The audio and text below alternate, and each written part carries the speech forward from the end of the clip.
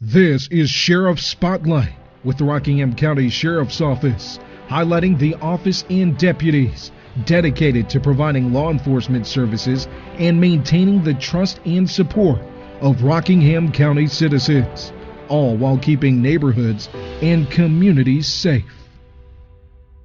Welcome back to all of our listeners and viewers from Rockingham County, North Carolina and beyond. Thanks for tuning in to the December 2021 edition of Sheriff Spotlight with the Rockingham County Sheriff's Office. I'm your host for today's show, Lieutenant Kevin Southard.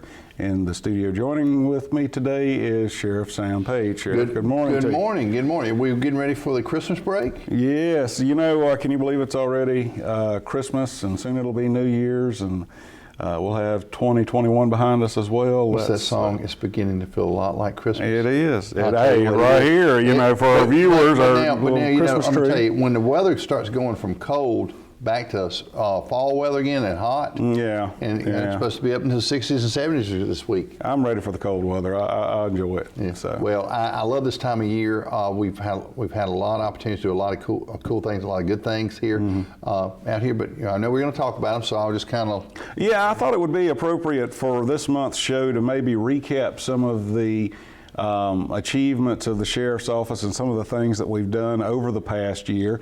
Talk about some of those. Let's start with one of our newest pieces of technology that we have acquired for the detention facility, and that is the Tech 89. I'm going to let you tell our viewers and listeners. Tech 84, I'm sorry. I need to make a figure here. Yeah, okay. But you were close. Tech 84, excuse me. Will you tell our listeners and our viewers what that is and how it benefits us? Well, basically, when you're the sheriff and your chief jailer working together, you're working with your employees in the jail side. Number one is our first responsibility is to protect the public, protect the inmates, and make sure everybody's safe in the jail setting. Right. One of the most dangerous things can happen in a jail is somebody was able to bring a weapon or something that's missed and bring it into the jail, because obviously none of our detention officers are armed or anything like that. But another thing is dangerous in this day and time is contraband such as fentanyl and heroin. Very dangerous. And the last thing you want to see, I was reading, I think in another state where they had some inmates that overdosed due to fentanyl poisoning. And so sometimes when people will get arrested, sometimes they may take a medicine orally, or sometimes they may hide that the illegal drug, hoping we won't discover it. Right. So the way to combat that situation is we initially encourage everyone from the officers in the field to the detention officers to look at your search processes when you're conducting your searches to make sure nobody has contraband on them. And then the next phase, we move to a walk-through metal detector for any type of weapons or anything like that, hopefully to be detected that were metallic. And then the next phase was the Tech 84. A little over a year ago, at one of the sheriff's conferences, I saw where the body scan systems in the jail were proven to be very effective in identifying hidden contraband weapons, internal and external. Because right now, most scanners only detect external. Right. And this actually is a internal-external body scan system. So if a person is hiding something somewhere where you don't know where it's at, the system can help you, aid you to identifying that. Last thing I want to see is anybody die due to an overdose because they hit something on them and it dissolved into the system and it killed them. And I don't think people realize just how small an amount of fentanyl can actually kill you. Just like a few grains of sand. Just a few, yeah, exactly. A few grains of salt. And that's all that it takes. So the Tech 84 system, it's not cheap. The system runs about $150,000+. And the next problem is we know we need the technology. We know it's a good piece of technology that will help us, but how do we pay for it? And we were able to, working with the commissioners and the county manager, we were able to find the funds to pull those monies to pay for the system and be able to do the annual upkeep on it and everything. So it's operational now. Primary employees are already trained, the ones that would be doing the initial searches of people coming into the jail to make sure there's no contraband or weapons. And other than that, the officer in the field doing their job, connecting up with the detention officers doing their job, working with these type technologies we have, we should help us to have a safer jail facility to protect our officers, protect our inmates. Safety in the detention facility is another thing I want to talk about here that we're very proud of, and that is the steps that we've taken to prevent and manage COVID in our detention facility. I know you were at the forefront of that before our health department or the CDC really made any recommendations for inmates. You were already putting provisions in place last year. Well, let me give kudos first of all. Is you want to try to stay ahead of things, and I think COVID from here to Washington didn't know everything about COVID. But we do know about communicable diseases. We do know about viruses and stuff like this. So we took what knowledge we did know. I called some meetings with our inmate health provider, Southern Health Partners.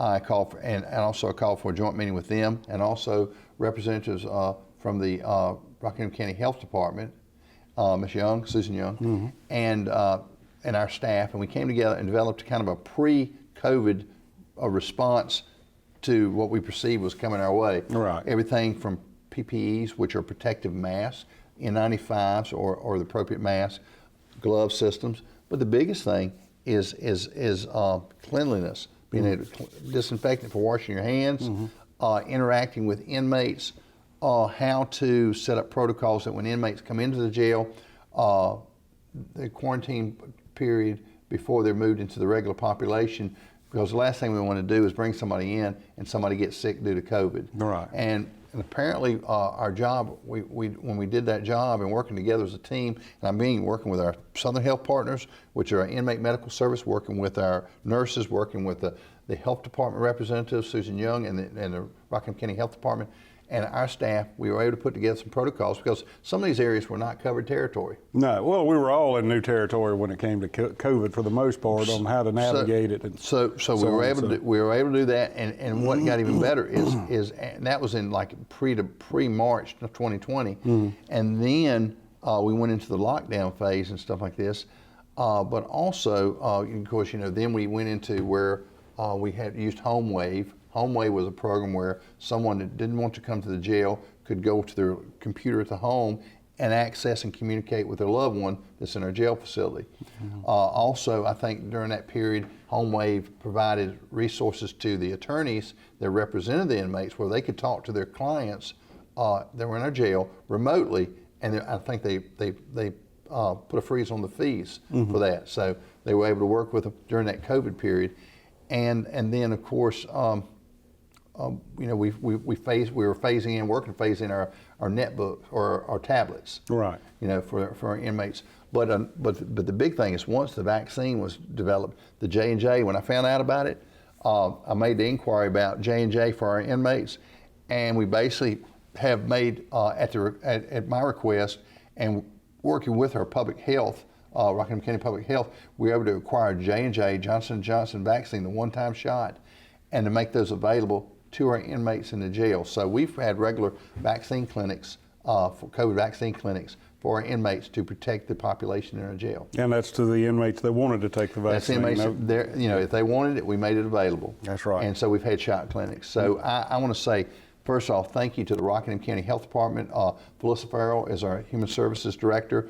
Ms. Susan Young, our Trey, who's our Health Director. Thank you everybody for working together to help us be able to get the J&J shots, vaccines available to our inmate population, because we've been able to keep the COVID, some jails had some pretty bad outbreaks, but we've had some cases, but I can say this, is we've been able to minimize it because of thinking ahead and trying to stay ahead of the viruses and stuff.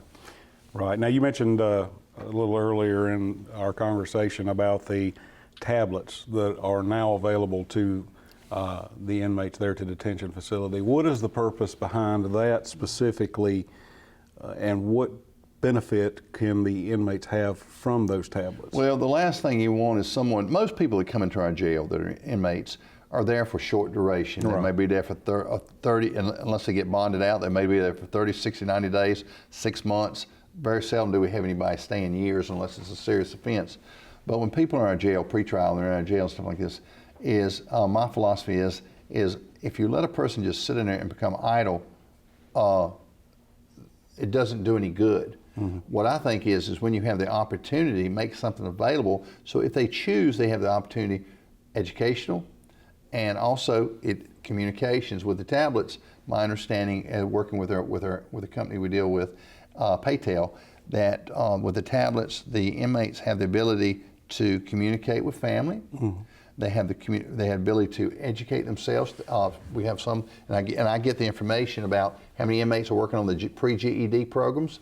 So education programs, when they do their educational pieces, they also have the ability to watch pre-approved little movies and stuff like this. Yeah. But they also have the communications. They can order their canteen account. They can instead of an officer having to come in with paper, they can actually enter their information and their request and their order through the program there, through the tablets. So the tablets, that technology has saved some time, has made us be able to work smarter, not harder in the jail, but also to be able to impart something education-wise. And also, you do know this, we put together a video, that every time they do the initial open up of that computer, they have a 2-minute and 14-second conversation with the sheriff where I talk about the importance of following the rules, the regulations, and explain them to them, and the importance about security of those systems and protecting your numbers. The do's and don'ts, like exactly. The do's and don'ts. But I have the opportunity to kind of orientate them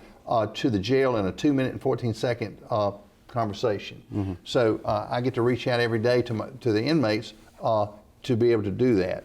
And again, we used to do that video informational up on the flat screens where multiple people had to look and see or listen. Now it comes right to them in their individual. Every inmate that qualifies does have a tablet. And when I mean qualify, if a person obviously is violating the rules or tries to tear up their property, something like this, then they would lose that privilege. But all inmates have the opportunity to access the tablets for their benefit, for their education, and also to keep that communication with their families. And I think it's really cool how they earn credits for doing educational work that Absolutely. can turn into recreational things. Those credits can, they can listen to music or watch I have movies. I have no problem, and you heard me say this morning earlier, is I have no problem rewarding persons for doing good things. Right. I do not reward bad behavior, but when persons do good things, constructive things, it's a good thing that we do. Right. And also when a person leaves the jail, hopefully they'll be in a better direction and better opportunity for Take some of that new knowledge with them to better themselves. Well, Absolutely. knowledge is power, and we want to, and I would rather somebody be productive in our society instead of coming back into the jail to spend time. Absolutely. Which used to be Yes. idle time. Now we have something to take away that idle time, and you know what to say about idle time. Yeah. So we turn that into something good. Right. All right, let's switch gears now and talk about the concealed handgun permits here in Rockingham County. Now, we met a milestone a little earlier in the year, and I know that you were shooting for a certain number, and we're going to get very close to it by the end of the year. Here, I feel like we're going to make that first part of next year. But tell us about that. Well, let me concealed handgun go a little bit. As you know, around Christmas time, a lot of people want to buy firearms. They want to purchase firearms for Christmas, stuff like you do. Yeah, okay. yeah. and again, that's good. Yes. But in this day and time we live in, sometimes, and I visit a lot of gun stores and a lot of gun shops and do a lot of online search and information. Yes, yes. But there are a lot more gun shops now that have a better variety of firearms. But as you know, as you get into it, like next week is Christmas week. So there's probably going to be a lot of people going to the gun stores and the gun shop stuff to purchase. Now, if you're interested in getting a purchase permit in North Carolina, you know this, that if you decide that you want to purchase a handgun from an individual or from a licensed firearm dealer, federal licensed firearm dealer, Right. that you're required to go in North Carolina to go to the sheriff's office and apply for a purchase permit. And once that purchase permit is issued, then you can go to the gun dealer or private individual and purchase that handgun. Okay? And they do a background check then to make sure that you're eligible. Absolutely, Yeah, absolutely, yeah. absolutely. Now, if a person wants to get a carry conceal permit, A little more to it. yeah, you still have to apply. There's a process. You can go to our website, rockinghamsheriff.com, and you can pull down the information, fill it out, come into the office. It's notarized. You sign off for your checks. Fingerprint done. You pay your fee of $90 for the first one, And then within 45 days, after all your information's in, you get a call from me to tell you, come pick up your carry conceal permit. And right now I'm going to this, is right now we have a little over 9,700 carry conceal permits in the county, my understanding. And our goal is 10,000 by the end of the year. So maybe we'll meet that number. I know we're going to be close. I know there are carry conceal classes that go on all the time. They're great classes. They're about 8-hour classes. Most people teach them on Saturdays. And the biggest question people ask me is, Sheriff, what kind of firearm do I need to get? And I tell them this is, I can't really tell you what kind of firearm or what size firearm. You know, it depends on when you're going to be carrying, how you're going to be carrying.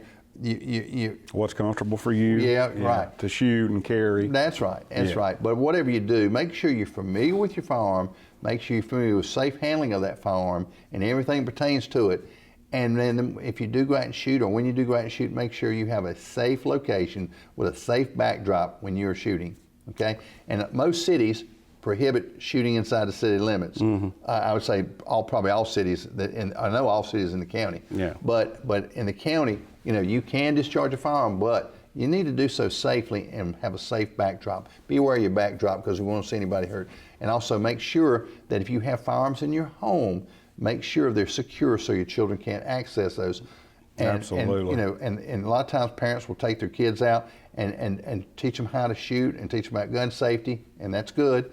But when they're not doing that, they need to be secure where they're not accessible to minors, because if a minor does access a firearm and there is an injury, there could be a criminal penalty. Plus, you know, you have to live with that.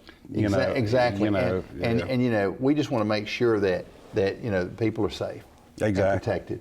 All right, let's 10,000. 10,000. That's the number. You know, and then that translates. Let's see, there's a little over 92,000 population here in Rockingham. So we're County. over 10%. Over 10% of the population is armed with concealed carry permits. So we may hit that number. Yes, we're going to keep at it. We're a pro Second Amendment county. And I know you're a pro Second Amendment sheriff. No question. But again, I hope Kevin, you do find that gun you're looking for. Me too. Okay. All right. Now let's take a minute to brag on the Fans for the Elderly program, donation program, and the Christmas toy drive that we're currently in the middle of here. Two programs that we do yearly to try to benefit those in need here in Rockingham County. For the Fans for the Elderly program, we teamed up with the Department of Social Services, Adult Protective Services, and fire departments to collect fans for those that may have limited means or on fixed incomes and can't afford air conditioners. And for the toy drive, we teamed up with the local Salvation Army here in Rockingham County, collecting new unwrapped toys. We've taken several truckloads so far over there, and I know last year they serviced, I think, around 1,200 families. I believe it was over 1,000 families. I don't know what the number is this year. I talked with Major Lee's wife the other day and asked, you know, for needs and stuff like this. And one of the big things I heard on the toy drive is a lot of times we think of the little kids and the younger kids, but also we got teenagers out there, and the teenagers, you know, so if you can pick up some new toys or things for Christmas for that a teenager would like. Think about the person's 12 and up, teenagers too. Yeah. Let's don't forget them. But the Salvation Army of Rockingham County serves all of Rockingham County, Madison, Maiden, Stoneville, Eden, Reesville, all the Wentworth, all the jurisdictions, and we appreciate them. They help us throughout the year, and this is our way of trying to help out a little bit, you know, during the Christmas time, trying to help some of the families, because I'd hate to see a child get up Christmas Day and not have any Christmas. And thank you to the citizens of Rockingham Absolutely, County. absolutely. You know, these things are success because of their generosity every year. And we generally we'll run this through for the 15th, but ladies and gentlemen, we are going to continue up until the 22nd, which is next Wednesday. So if you go out and purchase some new toys and stuff like this for kids and stuff like this for teens, you can either go by the Rockingham County, the Reedsville office of the Salvation Army, or you can come by the sheriff's office. If you can't get out and you've got some stuff you'd like to donate, there's new toys and stuff, call the sheriff's office, 634-3232, 634-3232. We're more than happy to come by, pick them up, and bring them to the Salvation Army. We'll help. We'll do our part. Now, on the fans for the elderly, that's a program we started several years ago, but it actually started with a local fire department, and then we jumped on board because I thought it was a great need, because between May and August, our hot months we see here in our county, is that we want to do something to help those persons that may not have the benefit of air conditioning. Yes. And I thought back when I was a little kid, my grandmother and stuff like this just had a window fan and stuff, but I thought how nice that was at night and stuff. So anyway, we've received several, and we've had several fire departments and other organizations, social services, donations of the fans. But if you like I said, we'll start this back in May of this coming year. So if you'd like to help out with fans for the elderly, and we distribute these through social services for persons in need. But if you'd like to help out, all you have to do is purchase a new UL-approved fan and drop it at the sheriff's office. And you know what? I'll tell you this. If you just say, well, you know what? It's December and they got a sale on these fans out here at these different places around town, pick them up, you bring them out, we'll store them, and starting May, we'll make that delivery. I promise you they'll go to good use. They will go to good use. Absolutely. But again, but that's generally May through August. So that's what we've done this year on that, May through August, and of course the toy drive. So another thing that we're really proud of that occurred this year, of course, as always, the advances in technologies and forensics and ballistic technologies that come out. And I want to take a minute to talk about the Handgun system that you recently you were out on the portable unit there in Alamance County, that's right. Where they collect discharged shells. You know, that kind of leaves a fingerprint on the bullets specific to the gun that it's fired out of. And now there's this huge database. So tell us about all that. Right. So the NIBIN program basically has moved forward, and you know, when we go to crime scenes, and Winnie Ortega is our newest CSI person, came from Winston-Salem PD, and she's with us now, and she goes out on a lot of these calls along with our detectives. But what we're trying to do is, you've heard of people building up the DNA database, where you collect DNA, different types of could be saliva, could be blood, or other types of DNA trace to try to identify an offender. Well, it's similar with the firearms. What you do is, when someone has discharged a firearm, if that firearm's located, that's good. And then what we do is we have it test fired. But what we've had to do is go to a remote location, either in Greensboro or Winston, to do the test fire, and then that information is downloaded into the computer system through the NIBIN system, and then they build that database out and see if they can match up that gun shooting that round and the different particular markings on those casings, trying to match those. Okay. To see if they were involved in other crimes. Because a lot of times this handgun may be involved, or this gun may be involved in another crime. So what we did, we took it one step further. When we seize money from the bad guys, okay, we use that money for good use. Training, technology, and equipment, and technology. So what I did was I said, what can I do that benefit the local police departments and the sheriff's office in our goal to remove firearms off the street that are being used in violent crimes?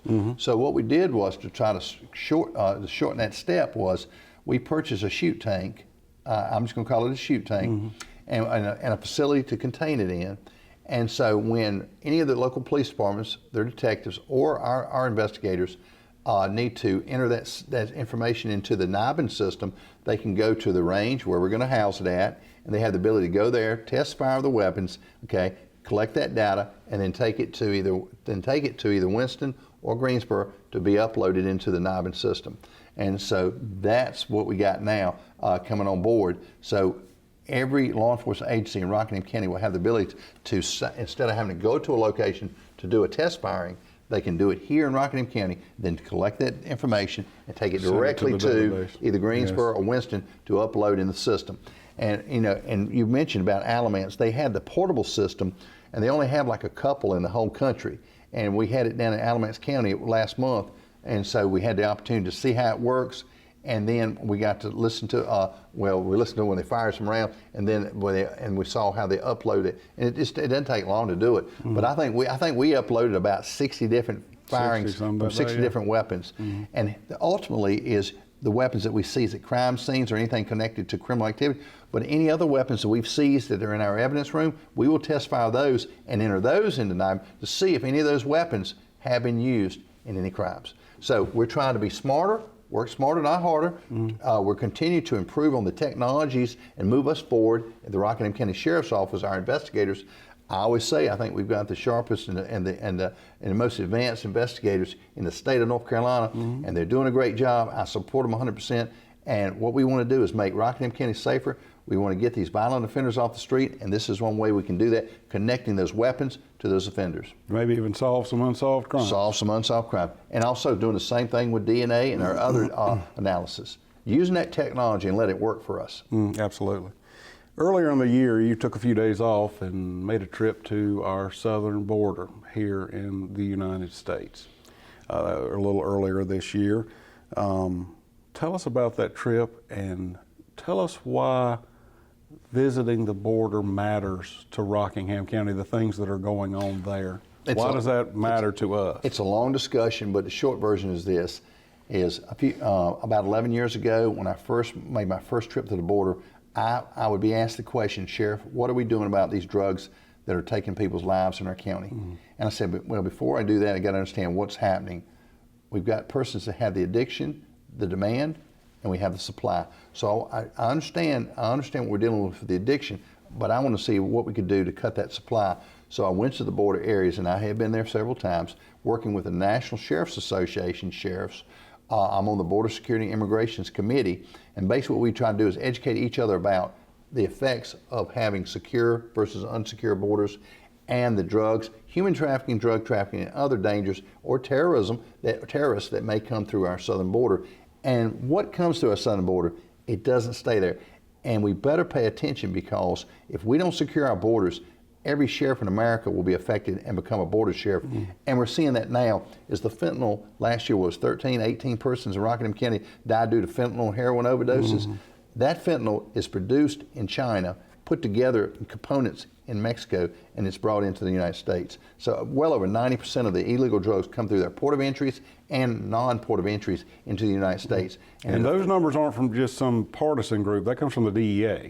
That comes from the DEA, and the numbers I'm telling you is Rockingham County. We have people that are dying in our county every year due to overdoses to fentanyl and heroin, and we've got to stop the flow. Cocaine's on the increase, and we're seeing a lot of other drugs coming on the increase, but those two drugs specifically are taking lives of family members in our county, and that's why I care about the border. That's why I care about, if you pay attention to what's there, it's coming here, and it is here. And the only way to correct that is to work with the person with addiction and help them from the demand side, and on the supply side, cut that flow.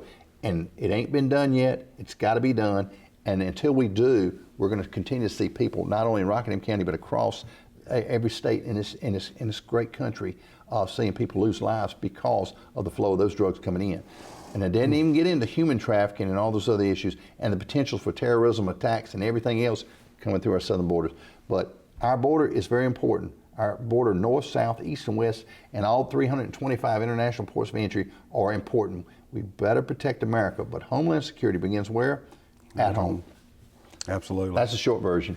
Well, I want to thank you for going over the things that you have today.